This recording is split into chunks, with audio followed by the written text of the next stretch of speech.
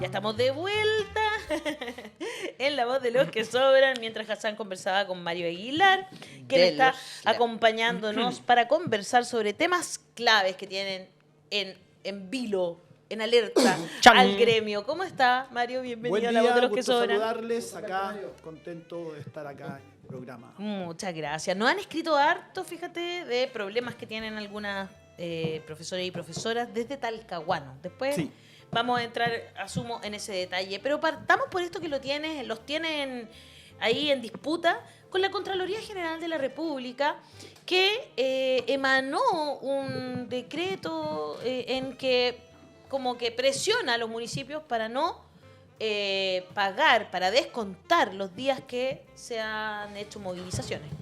Sí. La Contralora General de la República emitió un dictamen, un oficio. Un oficio, porque Tres fue como oficios de mutuo propio, además, ¿no? De motu propio. No porque alguien lo haya llevado como un requerimiento. Primero de motu propio, después un senador, el senador Velázquez, ¿Ya? de la segunda región, hizo una consulta muy mañosita, diría yo, buscando que la Contralora se pronunciara en los términos que se pronunció. Y en síntesis, lo que dice la Contralora es que si hay paralización se debe descontar el día no trabajado, cosa que nosotros no discutimos, eso es real, está en la ley, digamos, día no trabajado se descuenta, pero se ha dicho, y la propia Contralora lo dice, que estos paros serían irregulares o que serían ilegales, cosa que no es tan así, y eso es una primera cosa que nosotros discutimos, porque la propia Contraloría General de la República había validado y está vigente esos dictámenes, porque un oficio no tiene la misma fuerza jurídica que un dictamen, y el dictamen del Contralor Mendoza y del Contralor Bermúdez están vigentes, y esos dictámenes dicen que habiendo paralización procede el descuento, pero si hay planes de recuperación de esas clases aprobados por la autoridad, no procede el descuento. Y esos dictámenes están vigentes. Por lo tanto, lo primero que se debe descartar, porque ha habido respecto de eso tantos sectores de derecha como algunos medios de comunicación, han insistido mucho en que nuestras paralizaciones son ilegales y son irregulares, cosa que no es así.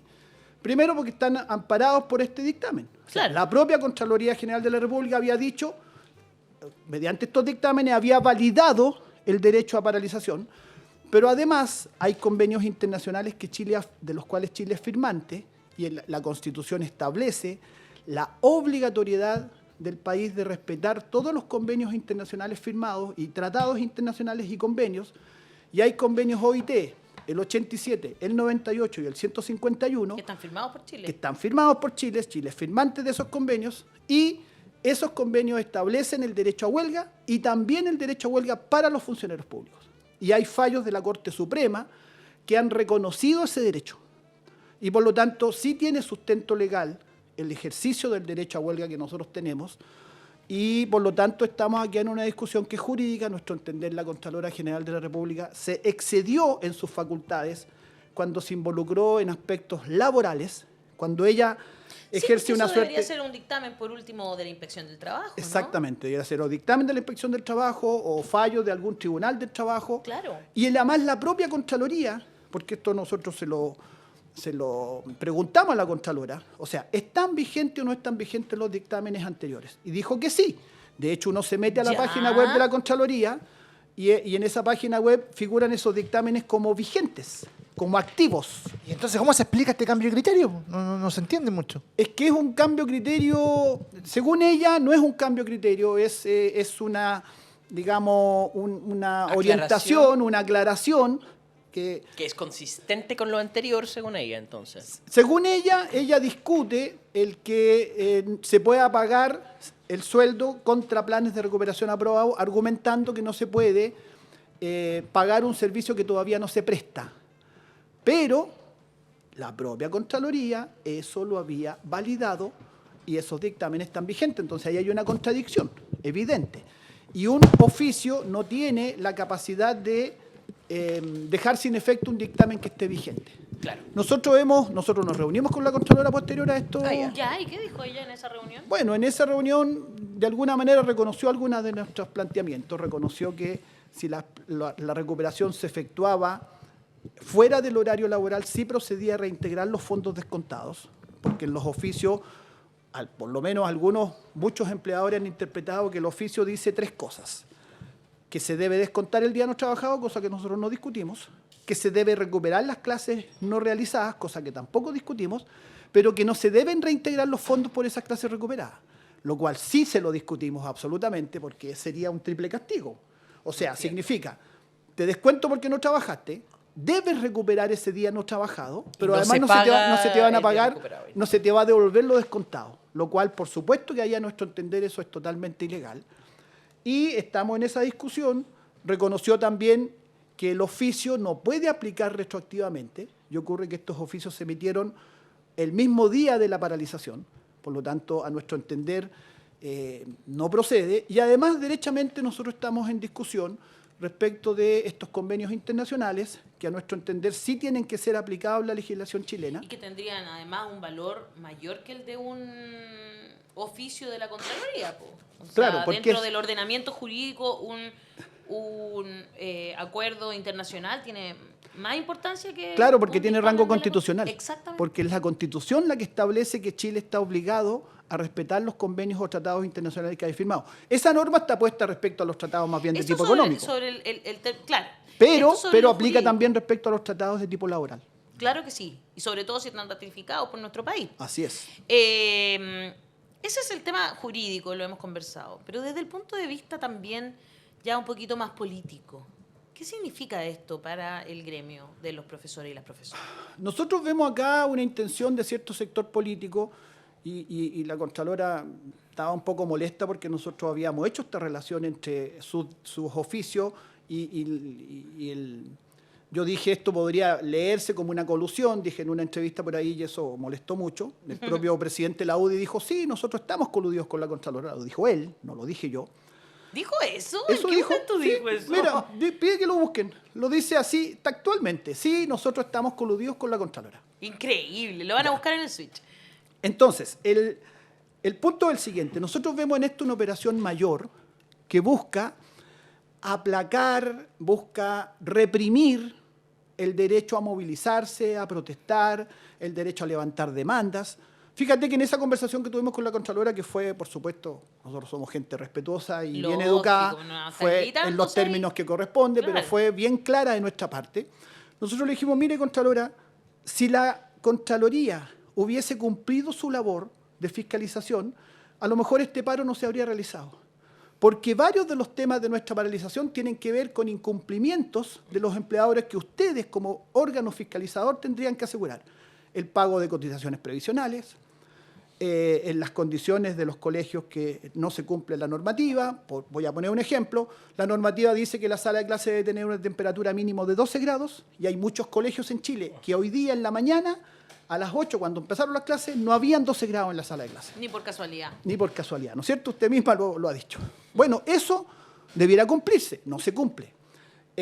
Respecto de la ley de inclusión, no se cumple un montón de situaciones que están en la ley y todo eso que lo debiera fiscalizar la Contraloría no ha tenido el celo ni el rigor de fiscalizarlo con la misma fuerza, con la misma exigencia con que está fiscalizando que nosotros hayamos faltado 1 o 2 días a trabajar por haber hecho huelga. Enfoque como funcionarios públicos, pero no en condiciones laborales. Su visión de su deber es bien peculiar. Es como si estuviera ideológicamente a favor de los empleadores siempre. Raro. Ya, ¿y cómo respondió la señora Dorothy? Respondió que ellos sí hacen las fiscalizaciones, pero bastante poco eficaz por lo visto, porque si usted fiscalizó que no se cumpliera el pago de las cotizaciones previsionales y ocurre que hay una deuda que se estima en más o menos 200.000 millones en deudas previsionales en distintos municipios del país, quiere decir que no ha tenido mucha eficacia su fiscalización. Entonces, nosotros estamos en esta discusión muy de fondo porque lo que se pretende acá es que los gremios, que los sectores laborales de trabajadores no nos podamos movilizar. Aquí comienza con los profesores, probablemente porque somos el gremio con mayor capacidad de movilización que hay en el país. Nosotros en la intervención, en esta entrevista, le pusimos una presentación de un video donde le mostramos la marcha con 20.000 profesores marchando por Valparaíso y le dijimos, Contralora, esta marcha fue ejemplar, en orden, en respeto. No hubo un solo incidente. 20.000 personas marchando por la carretera, coordinados con carabineros, coordinados con la delegación presidencial, con el municipio. Al término del acto que se hizo en las calles de Valparaíso no quedó ni siquiera problemas de aseo, quedó todo impecable, cumplimos con todas las exigencias y eso es lo que se pretende reprimir y que no se puede realizar en Chile. Y eso nosotros lo vamos a discutir. Creemos que se afecta a un derecho esencial como es el derecho a huelga, el derecho a movilizarse. ¿Van a la justicia entonces? Vamos a la justicia, sí. En estos momentos se están presentando recursos de protección por los descuentos. Nosotros estamos convencidos que la Contralora se ha excedido en sus facultades y creemos que eso tiene que resolver por los procedimientos establecidos en la institucionalidad, que es o tribunales o la misma Contraloría que puede rectificar en base a argumentos. Le hemos presentado un requerimiento donde le pedimos que aclare varios aspectos que a nuestro entender no corresponden. Algunos de ellos los reconoció verbalmente en la propia reunión. Estamos a la espera de esa respuesta. Ya la respuesta no salió con la misma rapidez que salió la respuesta al senador Velázquez, que salió en 48 horas. La nuestra ya lleva 3 semanas y todavía no se responde. Pero hay una asimetría, hay una desigualdad muy grande entre cuando se trata de reprimir el movimiento de trabajadores, los oficios salen rapidísimos. Cuando se trata de defender derechos laborales o derechos de trabajadores o defender el derecho de los estudiantes, porque varias de nuestras demandas de esa paralización tienen que ver con los estudiantes, no con nosotros. Ahí la velocidad de respuesta es muchísimo más lenta. O sea, en el fondo hay una sospecha, a partir de las acciones propias de la Contraloría, de que hay un intento de tomarse atribuciones para reprimir la protesta, la huelga, las acciones movilizadoras de los gremios, ¿cierto? Y por eso es que ustedes recurren a la justicia, porque en el fondo está excediendo el límite de sus atribuciones. Sí, yo no puedo juzgar la intención de ella, si la intención de ella es reprimir, pero en la práctica lo que ha ocurrido es que con esto se vulnera el derecho a la movilización, el derecho a reclamar, demandar, exigir soluciones a problemas reales que tiene el sistema educacional y condiciones de trabajo. Y también en el hecho, independiente si ha sido o no la intención de la Contralora, hay un sector político de este país que se ha tomado de eso para atacarnos como profesorado. La UDI es un partido muy antiprofesores, ves que tiene la posibilidad, nos ataca pero muy duramente. Y de hecho aquí está el mundo al revés. Yo creo que se van a reír ustedes, pero la UDI presentó un requerimiento, hizo una presentación en la Organización Internacional del Trabajo, en la Oficina Internacional del Trabajo, la OIT, en contra mía. ¿Qué? En contra mía. ¿De una persona? Sí, en contra de una persona, por, comillas, afectar el derecho a la educación de los niños. O sea, esto es el mundo al revés. No te lo puedo Es el creer. mundo al revés. Sí, investiguen, van a ver, se presentó ese requerimiento en mi contra. Yo creo que en la OIT se van a reír, pero bueno. En fin, así está el mundo al revés. Los trabajadores se pretende que no tengamos derecho a movilizarnos, que no tengamos derecho a protestar. Y esto parte con los profesores, afecta a todo el sector público y terminará afectando a todos los trabajadores y trabajadoras, porque lo que se busca acá es tener una sociedad de ciudadanos pasivos, ciudadanos sumisos, ciudadanos que no reclamemos, que no protestemos, porque si no va a venir el castigo. Y eso no es una sociedad democrática. Y que además detesten, curiosamente, yo tampoco puedo atribuirle las intenciones a la Contralora General de la República, pero todavía no sabemos cuántos carabineros y Fuerzas Armadas también se tomaban licencia y viajaban al extranjero, porque solamente se ha hecho ese estudio y se ha cruzado esos datos que supuestamente son tan rápidos de cruzar con esta inteligencia artificial que inventó la señora Dorothy Pérez, ¿no es cierto?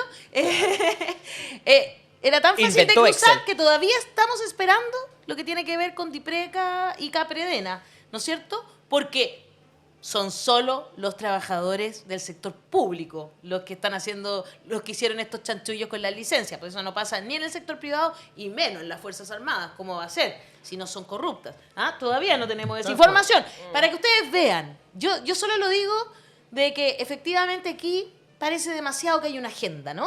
Para un lado, y entregarle ciertos argumentos a cierto sector político para tener datos que hacen parecer una realidad. Oh, sí, el Estado tiene demasiados trabajadores, la grasa del Estado, hay que despedir a los profesores, ¿no es cierto? No, eso es. Entonces, efectivamente lo vemos y es lo que también manifiesta nuestro público.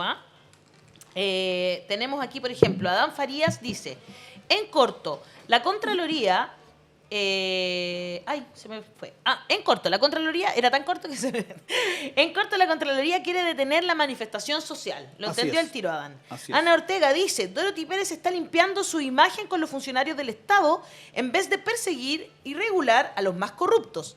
Ana Cruces dice, un gran saludo al señor Mario Aguilar. Arriba los que luchan por una educación digna. Y esta Contralora debiera prender vela a nuestros abnegados profesores en Chile. Sonia Gallardo dice, Contraloría nunca fiscalizan nada en los colegios. Ha sido así siempre.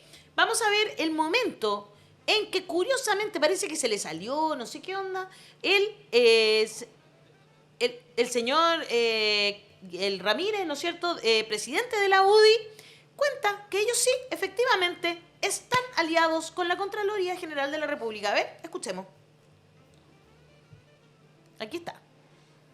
Lo vamos a ver, pero lo íbamos a ver. Pero no, si lo vamos a ver porque es el más responsable, lejos. Es la persona que no quería ni siquiera que los niños volvieran al colegio cuando se acabó la pandemia. Ha actuado con una irresponsabilidad brutal. Y la verdad es que le ha hecho un daño a la educación inconmensurable. Ese es el que nos critica. Y la verdad es que cuando él dice la UDI está coludida con Dorothy Pérez, mi respuesta es sí, de manera tácita, sí. Queremos que se cumpla la ley. Y queremos que si alguien no va a trabajar se le descuente la plata. Y que si alguien toma una licencia y se va de vacaciones se destituya a esa persona. Ahí está.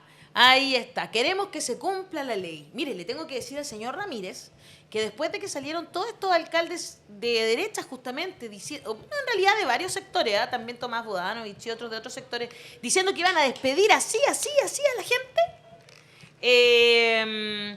después de eso tuvo que salir la Contraloría a decir que efectivamente tienen que hacer sumarios, porque eso es cumplir la ley. Uno no puede llegar y echar a la gente así como así nomás, ¿no?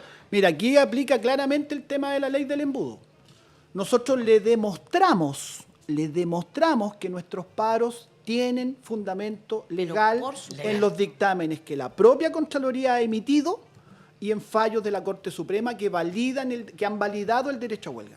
Entonces, cuando dice este sector político, la UDI y otros sectores, los republicanos también en esta campaña antiprofesores muy dura, pero también ciertos medios de comunicación que han manejado este tema muy mañosamente. Yo quiero decir aquí, Bio, por ejemplo, a quien le hemos pedido que nos derecho a réplica, que nos haga una entrevista. ¿Ya? ¿Qué ha pasado? Con el señor Tomás Mochati o con Néstor, no sé cuánto, que es otro periodista Aburto, que nos ha dado durísimo, y no hemos tenido derecho a replicar sus dichos equivocados, errados, cuando dicen los paros de los profesores son ilegales. No es verdad.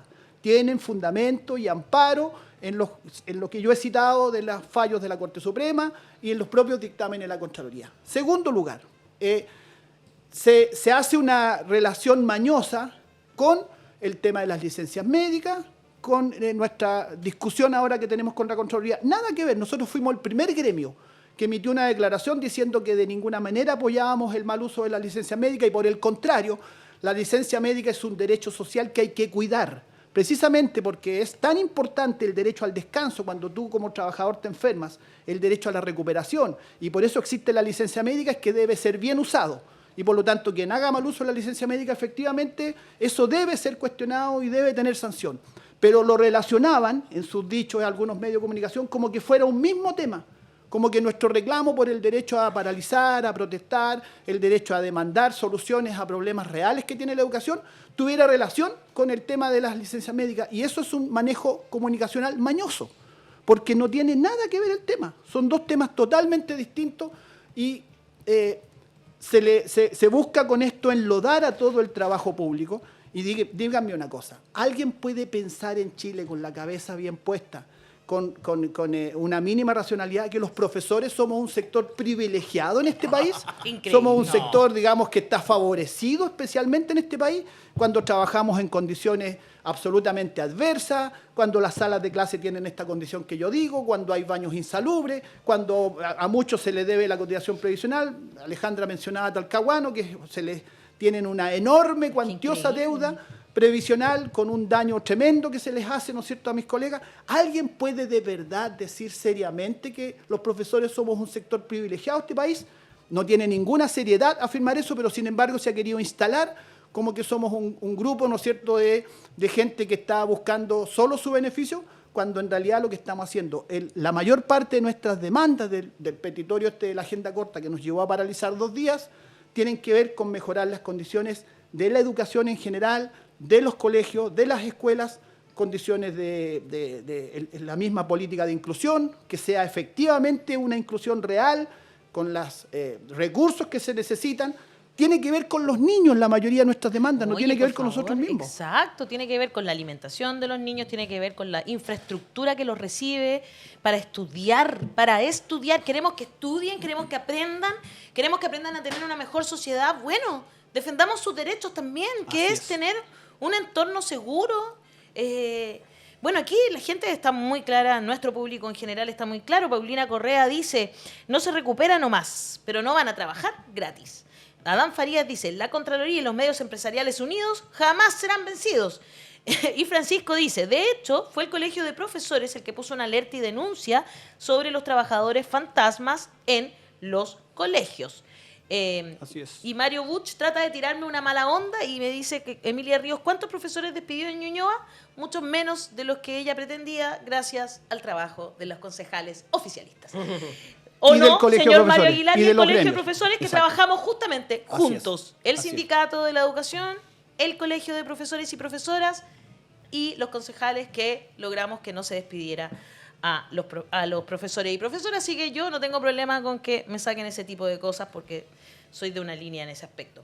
Jenny Sáez dice, ¿cuántos de nosotros somos los que llevamos incluso las hojas blancas para imprimir guías para nuestros estudiantes? El sistema educativo se sostiene en nuestros hombros y bolsillos. Me gustó mucho ese comentario, por eso lo leí. Para pasar al tema de los SLEP, ¿y qué está pasando con toda la situación, Mario? Yo sé que hay municipalidades que están tratando de frenar el ingreso a SLEP, al final parece que no ha resultado también todo esto. Y bueno, y hay muchos trabajadores y trabajadoras de la educación, muchos profesores y profesoras que están lamentablemente como haciendo, bueno, denunciando, ¿no es cierto?, que están haciéndose mal los traspasos a los SLEP y varias cosas similares, ¿no? ¿En qué estado está esta ley? Bueno, los SLEP, lo hemos dicho nosotros, han tenido muchos problemas de funcionamiento. La nueva educación pública ha tenido muchos problemas de funcionamiento, incluyendo, ¿no es cierto?, aspectos que son estructurales, que tienen que ver con la legislación misma, pero también aspectos que tienen que ver con mala gestión.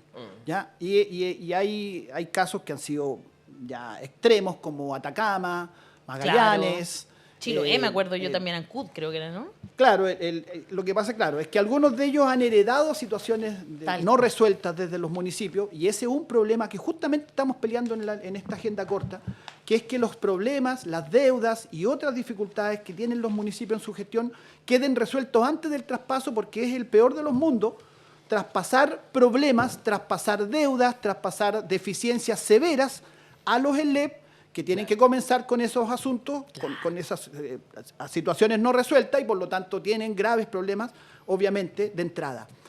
Otra cosa son los municipios que aún no han sido traspasados, y es el ejemplo de Talcahuano. O Santiago, exacto. En Santiago se pretendió por parte del alcalde quitar derechos adquiridos, cosa que dimos la pelea, y a pesar de que él está muy enojado y muy molesto porque, digamos, él quisiera que nadie le reclamara nada, obviamente defendimos esos derechos adquiridos y al final se tuvo que dar a la razón de que los derechos adquiridos son adquiridos. Y está el caso Talcahuano, que lo tengo muy presente porque está hoy día en pleno conflicto. De hecho, el viernes nos vamos a reunir con el ministro de Educación y los gremios del Colegio de Profesores Comunal y otros gremios. Ya, por lo menos en los va a recibir Temuco el nos vamos a ministro. hacer la reunión, es bien curioso. Porque, ¿Por qué? Porque allá anda el ministro ese día y ahí Ya, tiene agenda hasta para allá recibirlo. tienen que ir Y ustedes. allá vamos a tener que ir a reunirnos con él, pero está bien. Impresionante. Está Ya. bien, hay que hacerlo, si hay que hacerlo, lo hacemos, no hay problema. Pero hay una cuantiosa deuda previsional de años, hay que reconocer que el alcalde actual lo heredó, pero también nosotros le decimos a las autoridades que le dan problemas, bueno, usted se postuló sabiendo cuál era la situación del municipio, por lo tanto usted tiene que resolver el problema porque uno asume los cargos no solo para lucirse, uno asume los cargos para resolver problemas incluso heredados. sean heredados Claro. o no sean heredados, usted tiene la obligación.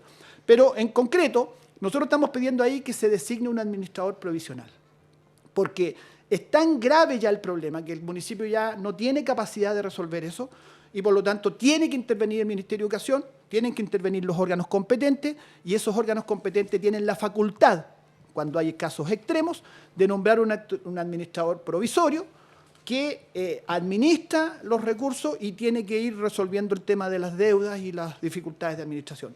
Le estamos exigiendo al Ministerio de Educación que ese Es administrador como una provisional especie de intervención. es una especie de intervención, la ley la contempla, no estamos inventando Claro. algo que no exista, y en general el Ministerio de Educación es reacio, porque en el fondo implica poner platas, y eso siempre Hacienda y otros sectores son bien Tal reacios, cual. pero cuando hay situaciones extremas, como la que está ocurriendo en Talcahuano, como la que está ocurriendo en San José de Maipo, por poner otro ejemplo, de una comuna también con temas, y así varios otros municipios del país, nosotros decimos que tiene que aplicarse la ley y tiene que venir esta intervención con administrador provisional. Así que esperamos que el viernes, ojalá, el ministro nos dé una respuesta Es bien absurdo bien todo eso. clara al respecto para tranquilidad de mis colegas y los trabajadores y trabajadoras de Talcahuano. ¿Tiene ideal esperanzas de eso? Eso, Sí, nosotros tenemos esperanza porque efectivamente yo he conversado verbalmente este tema con el ministro y él está de acuerdo en que eso es lo que se requiere, pero requiere la aprobación de Hacienda, de la DIPRES. Y esperamos que la DIPRES, que le cuesta tanto soltar Qué increíble esto, recursos para cosas tan urgentes como esta, entienda que este es un problema mayor, porque Talcahuano es una comuna muy grande, y por lo tanto un conflicto que no se resuelve en esa comuna puede tener consecuencias bastante duras. No, claro, Talcahuano es gigante. Dina Villagrán dice, saludos a Mario. En Valle del Cachapoal nuevamente se posterga la instalación del SLEP. Mire, Sí. y eso se postergan, se supone que para poder postergarlo deberían tener todo pagado, ¿no? No, es que hay distintas cosas. Una cosa es que un municipio solicite no La entrar al postergación, ELEP claro. y postergar su Y ingreso necesita como municipio y tiene requisitos claro, que tienen que tres ver con requisitos. situaciones financieras, con rendimiento en CIMSE académico, claro. y situación administrativa. Exacto. Y muy pocos municipios tienen los requisitos para solicitar la postergación. Y otra cosa es que la autoridad que tiene la facultad postergue el inicio de un determinado LEP. Ah, ¿Ya? y eso puede ser justamente porque hay problemas del Porque tipo hay problemas de administrativo que no están se las han cumplido. condiciones para que ese Claro. LEP comience a funcionar. Perfecto, ahora estoy entendiendo lo que dice Dina. Entonces, es bien complicado esto de los SLEP y hay un comentario que me parece interesante de preguntarte esto. Dice, los SLEP van a dividir a los gremios de profesores, dice Francisco, porque van a depender de la región, si tiene recursos o no. Los que están bien no se van a alterar, pero lugares precarizados van a quedar aislados. ¿Tienes como el mismo...? ¿Cómo? No entiendo Como que en el fondo él dice que los profes que pertenecen a regiones que están bien, a SLEP que están bien, van a como que no van a solidarizar con aquellos que no están igual de bien. En regiones A ver, donde no hay tanto... Lo que ocurre es que nosotros tenemos obviamente una situación de desigualdad geográfica, que es la desigualdad económica de este país, ¿no es cierto? Se reproduce Claro. geográficamente. Pero eso pasa hoy día con los municipios también. ¿No es cierto? O sea, Sí, pues, obviamente, más o menos lo si mismo. tú eres funcionario de un municipio pobre, la situación de la educación es más precaria que en un municipio como Ñuñoa, como Providencia o como municipio con mejores condiciones económicas, que puede poner más plata. Los SLEP reproducen de alguna manera eso, sí, efectivamente, pero lo que quiero decir es lo siguiente, que tampoco es solución mantener la municipalización, porque la municipalización, el sistema municipal está haciendo agua por todos lados, y está haciendo agua por todos lados. Entonces, la solución es que el Estado asuma un rol más activo en la gestión de la educación, porque los SLEP quedaron como a medio camino, son formalmente parte de la estructura del Estado, pero el Ministerio de Educación mismo tiene muy poca injerencia en su gestión. Y eso es un error en un país como Chile, donde efectivamente la estructura geográfica reproduce la estructura de desigualdad del país. Lo que nivela en parte esas desigualdades es una acción del Estado, una acción activa, valga la redundancia, acción activa, es un accionar muy activo del Estado para compensar esas desigualdades. Y un área donde es indispensable compensar las desigualdades que la sociedad tiene es en educación. Total, claro. ¿Ya? Porque esa es la llave maestra para que la sociedad vaya siendo más justa, socialmente y económicamente, es la educación. Pero si tú entregas una educación con condiciones extremadamente desiguales, lo que ocurre es que la educación reproduce la desigualdad social que el país trae. Lógico. Entonces, ahí hay que poner los recursos. En educación hay que poner los recursos para que el país pueda progresar en justicia social. Y sobre todo, si estamos tan preocupados por la delincuencia y el crimen organizado, si los jóvenes en nuestro país no ven un futuro, digamos, en la educación, así es. Efectivamente, ¿qué? Van a ver un futuro en el narco, van a ver un futuro en el crimen organizado, van a ver un futuro en otras opciones que no sean la educación. Así es. Y eso está ocurriendo. Eso no es que teórico. Está ocurriendo, exacto. Está ocurriendo porque si la educación no cumple su promesa, la promesa básica de la educación es: si tú estudias, progresarás. Esa es la promesa básica. Si esa promesa deja de cumplirse, como está ocurriendo en Chile ya hace varias décadas, entonces obviamente empieza a producirse esta fractura social tremenda que tiene nuestro país, porque nuestro país tiene una fractura social tremenda y arranca en la desigualdad de la educación. Por eso que invertir en la educación pública, invertir en educación, es la mejor inversión que puede hacer un país. Y esos países que han progresado, que se han desarrollado económicamente y socialmente, lo han entendido de ese modo y han puesto la educación como prioridad en la inversión de los recursos económicos que el país tenga. Y eso es lo que en Chile falta todavía, esa conciencia. Falta todavía esa decisión política de parte de los que tienen poder para que efectivamente la educación no se quede en la teoría. Todos dicen, mira, los candidatos ahora, todos te van a decir en la campaña que la educación es la llave del desarrollo. ¿Cómo se concretiza eso? A través de una educación pública, con financiamiento adecuado y con condiciones adecuadas. O sea, partir por tener un financiamiento basal y no un financiamiento por... Y con los profes contentos y tranquilos. Eso no tiene nada que... Sí, o sea, por favor. O sea, yo creo que eso es el primer cambio que se debió haber hecho y no se ha logrado, no se logró en este gobierno. Yo espero que, ojalá en un próximo gobierno transformador y progresista, supuestamente, sea más transformador y logre ese... Creo que hay un si no me equivoco, unos diputados ingresaron un proyecto de ley para cambiar el financiamiento de la educación. Así es. Esperemos que eso avance, al menos. Pero si no tiene patrocinio el gobierno, no tiene ninguna posibilidad de avanzar. Exactamente, porque ahí hay lucas de por medio. El tema no es tan complejo, hay que estar muy claro con cuál es el desafío para el próximo gobierno. El Colegio de Profesores siempre fue muy crítico con los cambios de la nueva mayoría que dieron luz a los SLEP. Pero acá se puede distinguir entre problemas que son estructurales y problemas que son de pésima implementación. Es un poco difícil ir de la municipalización fracasada con cientos de distintas autoridades responsables por la educación a una sola. Por eso el punto de SLEP es ser un punto medio entre eso y consolidar muchos municipios en unidades administrativas más robustas y factibles. De todas maneras, hacer eso implica justamente una inyección de recursos para terminar con las deudas anteriores, para empezar con las cuentas saneadas, etc. Entonces, ¿cuál es la explicación de los que hicieron la reforma en tiempos de la nueva mayoría del fracaso? Porque innegablemente hay un fracaso. Ellos dicen hay un sabotaje activo de parte del gobierno de Piñera II, donde esa reforma se hizo de la forma de no inyectar los recursos y simplemente traspasar los problemas de municipios fracasados en el manejo de la educación a SLEP fracasado en el manejo de la educación. Entonces uno termina pensando, es coherente decir el sabotaje de la reforma educacional de parte de Piñera II. Pero uno llega a Boric y uno pregunta, ¿por qué entonces ahora no se inyecta los recursos que hay que inyectar? Porque estamos en crisis fiscal y la crisis del momento es más importante que inyectar esos recursos de largo plazo. Si eso es el discurso que no estamos dispuestos a enfrentar, no importa cuál sea el próximo gobierno.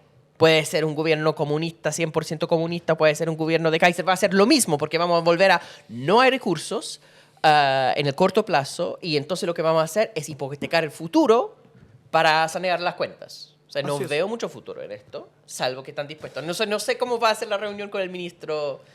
La reunión con el ministro va a ser específicamente por el tema Talcahuano. Claro. Pero claro, nosotros con el Ministerio de Educación hemos tenido muchas reuniones y uno de los temas que no se logró en nuestra agenda corta, porque no logramos el total de los temas, uno de los muy importantes que no se logró es el cambio al sistema de financiamiento de la educación pública. Porque este gobierno tenía en su programa de gobierno, estaba el cambiar el sistema de financiamiento por un financiamiento basal.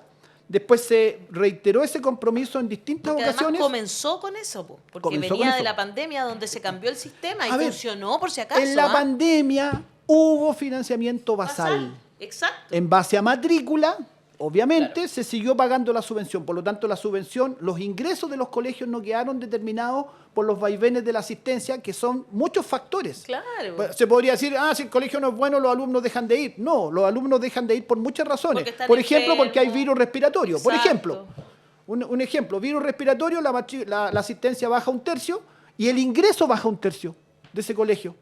Es absurdo, es absurdo. Un sistema de financiamiento como el que tiene Chile para la educación pública es absurdo. Tiene que ser financiamiento basal en base al gasto real, porque baja la asistencia por razones exógenas al colegio mismo, eso impacta sobre los ingresos, pero los gastos siguen siendo los mismos porque tú tienes que pagar los sueldos igual y tienes que pagar la luz y el agua y el funcionamiento del colegio y la operación del colegio. Y entonces no puede tener un financiamiento inestable. Tiene que tener un financiamiento estable en la educación pública. Cuestión básica. No se hizo en este gobierno, hay que decirlo. No se hizo. Una de las promesas que espero que en algún momento, algún gobierno tenga la intención de cumplir porque lo requerimos. Eso sí que es necesario para tener un mejor país. Mario, ha sido muy interesante esta conversación. De hecho, es lo que nuestro público dice.